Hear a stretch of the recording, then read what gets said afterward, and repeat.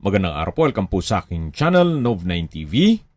Patalasasan po, meron po ba kayong mga properties na napapabayaan or non-performing assets? Plan nyo ibenta, pero wala kayong oras pagbenta nito. Kung ito'y pagkakatiwala nyo po sa amin, tawag lang po kayo sa aking numero, usap po tayo, gawan ko po ng video for free. Yes, libre po. Wala po kayong babayaran. Tutulungan pa namin kayong mabenta ang inyong property. Kami na po bala sa marketing, sa boosting, pati po sa paid advertisements, even sa tripping. Hindi na po kayo mapapagod sa pag-entertain ng mga buyers. Kami na po bala sa lahat. Tawag lang po kayo.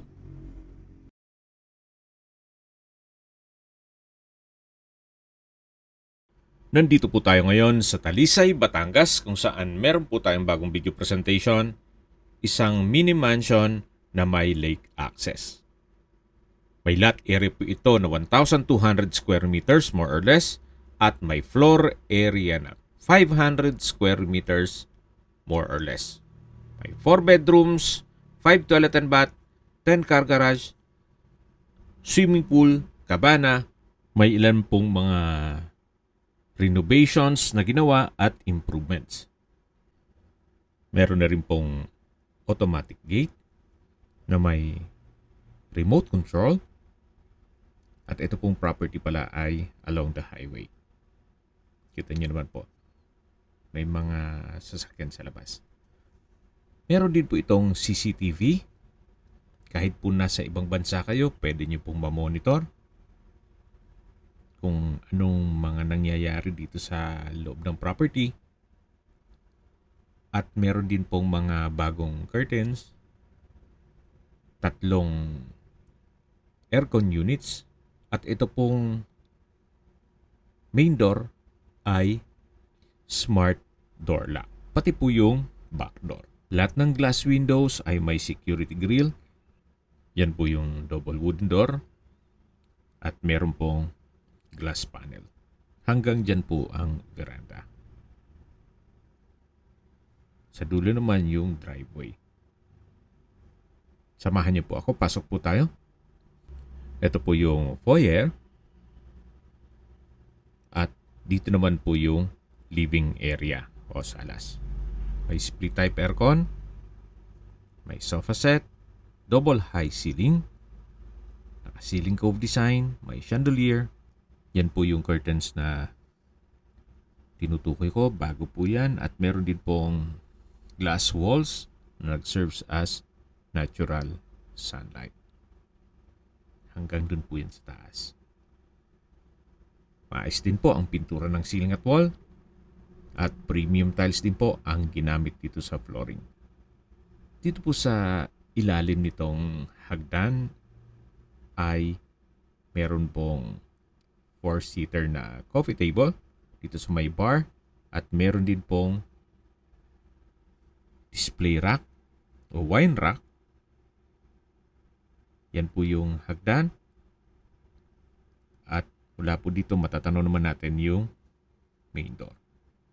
Lipat po tayo dito sa harapan ng bar na sa ilalim po ng staircase. Sa mga pamilyar po dito sa property, opo, na-vlog na natin ito. Nireshoot ko lang po at may mga renovations na rin na ginawa. Kaya makikita nyo naman po, napakaayos at napakalinis nitong bahay. Dito naman po yung lounge or sitting room.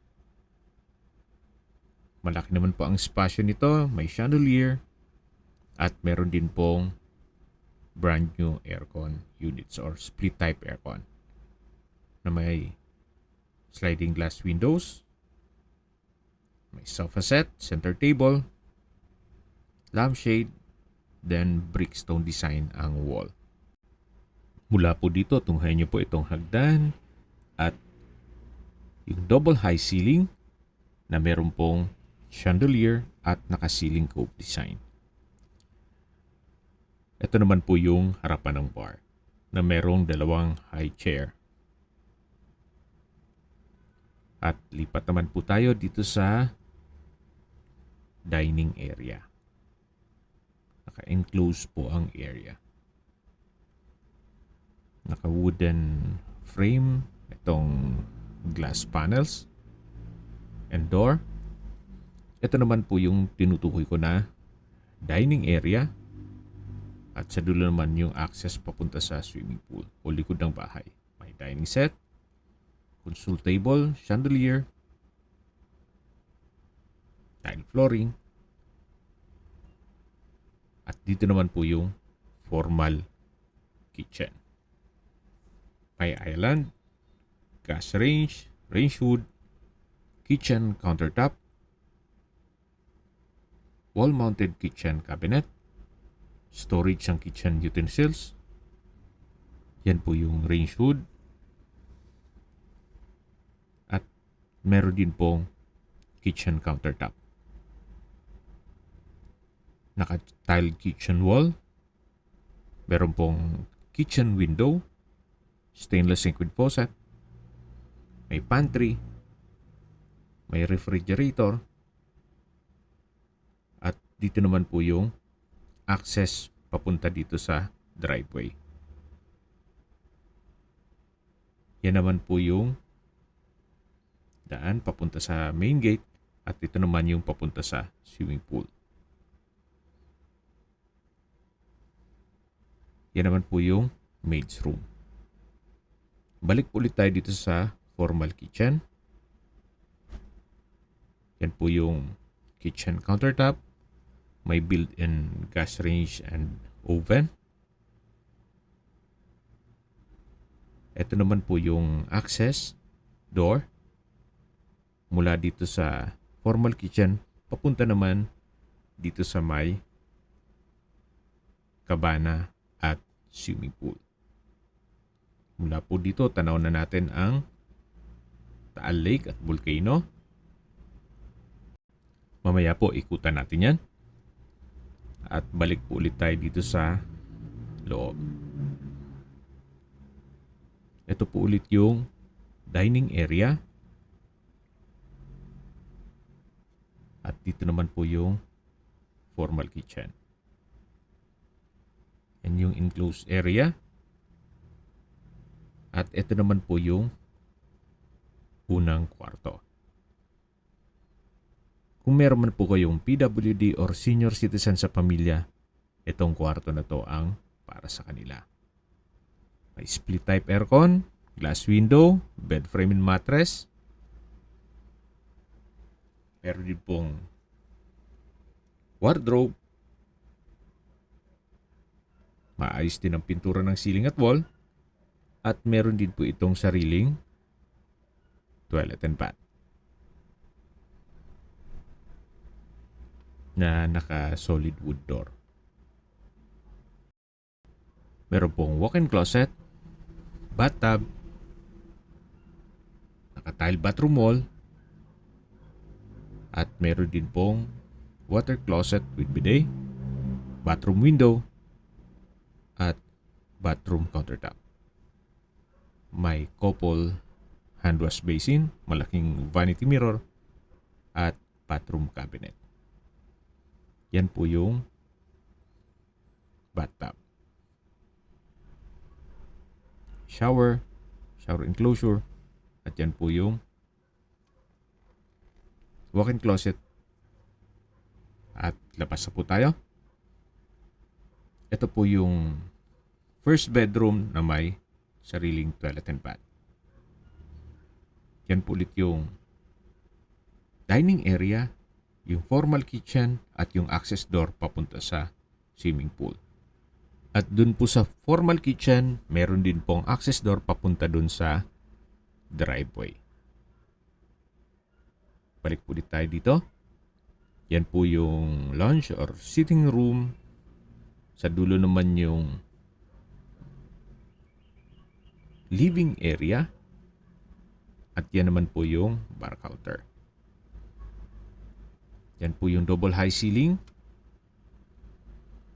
At ito naman po yung hagdan kung saan naka wooden staircase, wooden handrail at metal railing. Samahan niyo po ako, akyat po tayo. Napaganda po ng disenyo nitong hagdan. Kung sakali man po na gusto ng isang membro ng ating pamilya na nasa taas ang kwarto, wala pong problema at meron na pong mga home elevator ngayon. Mga 500 to 1 million pesos ang halaga. Malaki pa po ang espasyo dito para lagyan nyo ng home elevator. Yan po yung open below. Doon po naman yung living area, yung lounge at sitting room, at yan po yung chandelier. Ito naman po yung hallway. At nandito naman po tayo sa family area. Pwede rin gawing entertainment area. At sa dulo naman po nito ay may access sa balkonahe. Projector na lang po ang kulang dyan. Yan po ang uso ngayon, hindi na yung widescreen na TV. Meron na rin pong split type aircon at ito po yung tinutukoy ko na access door papunta sa balkonahe. Yan naman po yung tanawin, Taal Lake at Volcano. Mula po dun sa dulo hanggang dito sa kabilang side, ang balkonahe. Yan po, tunghayin nyo po itong paligid kung saan napakatahimik po ng lugar, sariwa ang hangin, at sa klima naman po, banayad lang. Hindi naman siya ganun kainit at hindi naman ganun kalamig. Yan po yung Taal Volcano. Yung mga nakatira po dito ay halos sanayan lang. May mga negative na feedback yung mga hindi taga rito. Pero yung gaya na sabi ko sa inyo, yung mga taga rito po ay sanay na kung ano man ang mga pangyayari dyan sa Taal Volcano. Balik po ulit tayo dito sa may balkonahe at dito po sa entertainment area o family area.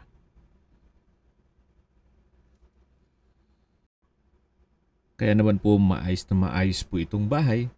Every time na umuwi si na owner ay pinapaayos nila kung ano man ang napapansin nilang paggawain dito. Kaya kung sakaling ma-acquire nyo ito po ay ready for occupancy. Dito naman po tayo sa may second bedroom. Napakalaki po ng spasyo. May wardrobe, drawer and dresser, bed frame and mattress. At meron din pong view mula dun sa sliding glass window ng Taal Lake at Volcano.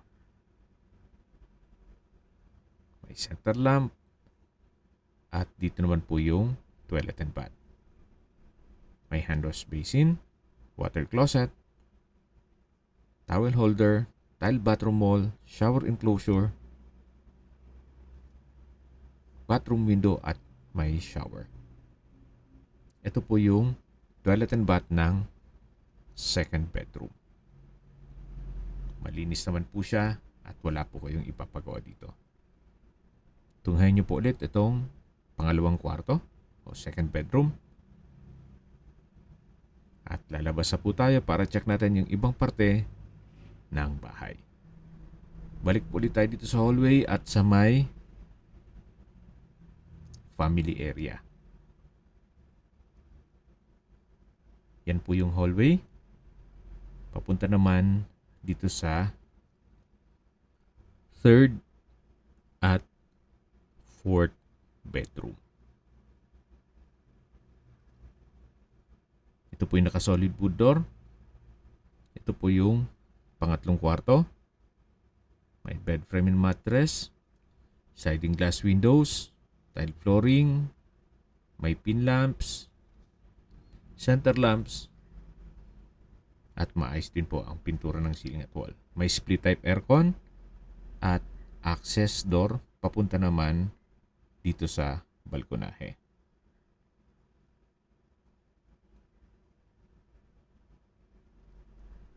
Na matatanaw naman yung highway. Ito po yung kwarto na matatanaw mo mula naman sa harapan ng bahay. Meron din po itong sariling toilet and bath. May malaking shower enclosure, water closet, hand wash basin, wardrobe, bathroom cabinet, at bathroom window. Naka-tile bathroom wall na rin po ito. At may shower. Ito po yung toilet and bath ng third bedroom. Yan po, tunghayin niyo po ulit. At labas na po tayo. Balik po ulit dito sa may hallway. Bago natin i-check yung fourth bedroom, dito po muna tayo sa common toilet and bath na naka-solid wood door. Water closet, naka-tile bathroom wall, shower enclosure, hand wash basin, bathroom cabinet, bathroom window, at may shower. Ito po ang common toilet and bath sa second floor. At lipat na po tayo dito sa may fourth bedroom. Naka-solid wood door, malaki din ang spasyo, may bed frame mattress, split type aircon, sliding glass window, center lamp, pin lamp, tile flooring, at meron din pong view ng Taal Lake.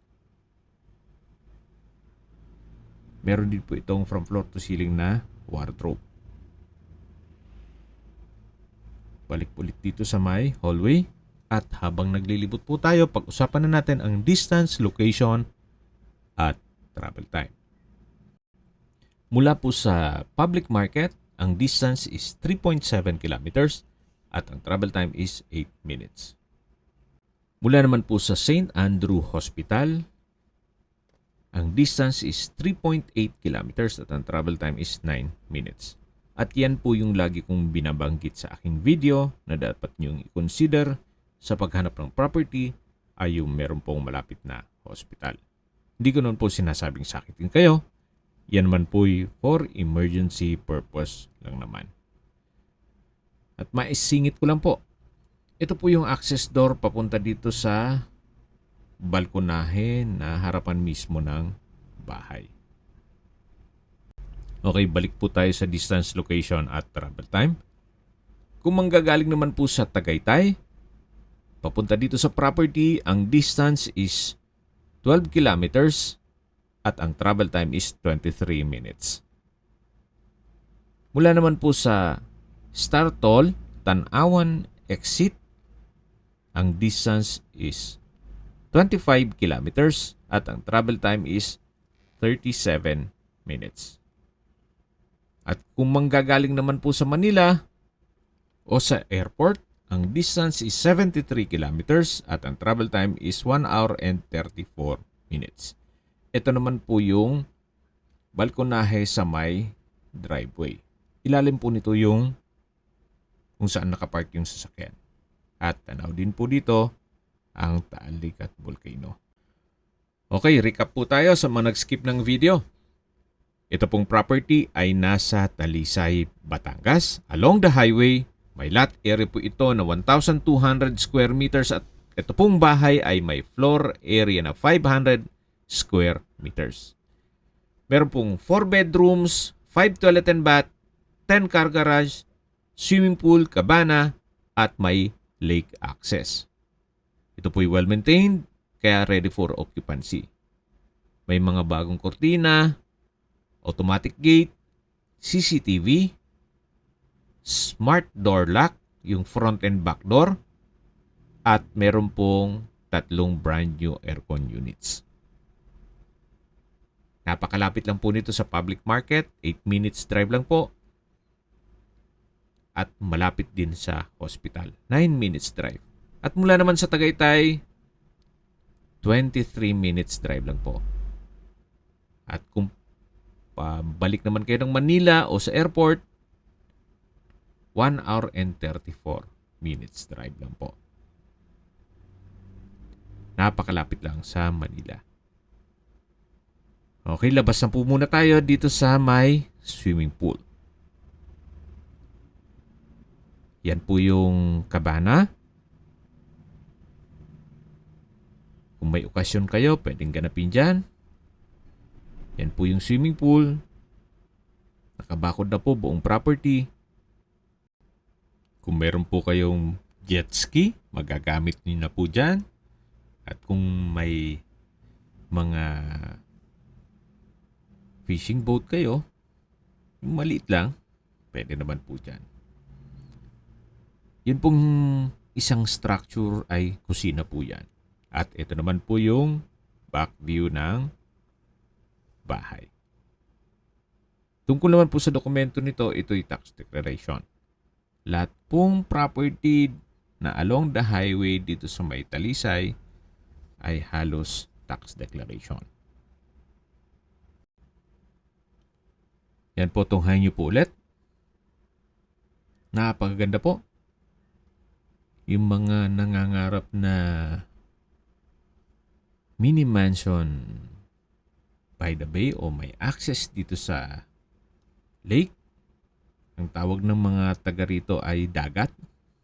Dagat po ang term nila dyan sa lake. Yan po. Napakaganda. Yan naman po yung Taal Volcano at yung Mount Bacolod.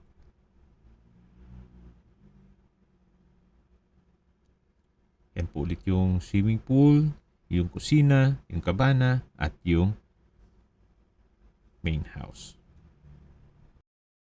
Silipin po muna natin itong kusina. Malaki naman po ang espasyo nito. May countertop, double stainless sink with faucet, at meron pong mga ilang kagamitan sila dito sa loob. Yan po ulit yung kabana. At dito naman po yung driveway. Diretso na po yan sa main gate. Okay, sa presyo na po tayo. Binibenta po ito ni owner sa halagang 48 million pesos. Ito naman po yung access door papunta sa kusina at yan po yung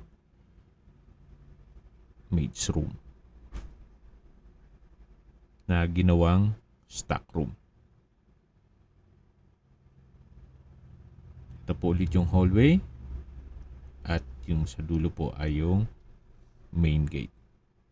Kung may mga katanungan po kayo o gusto magpaset ng tripping dito sa property na to, tawag lang po kayo sa aking numero. At sa mga kababayan naman natin nasa ibang bansa, meron po akong WhatsApp, Viber, at Telegram. Same number lang po, 0917-316-3399. Sa mga nagtatanong naman po ng aming Facebook, meron po aming Facebook page na Nov9TV at Facebook Real Video. Meron din pong TikTok at Instagram.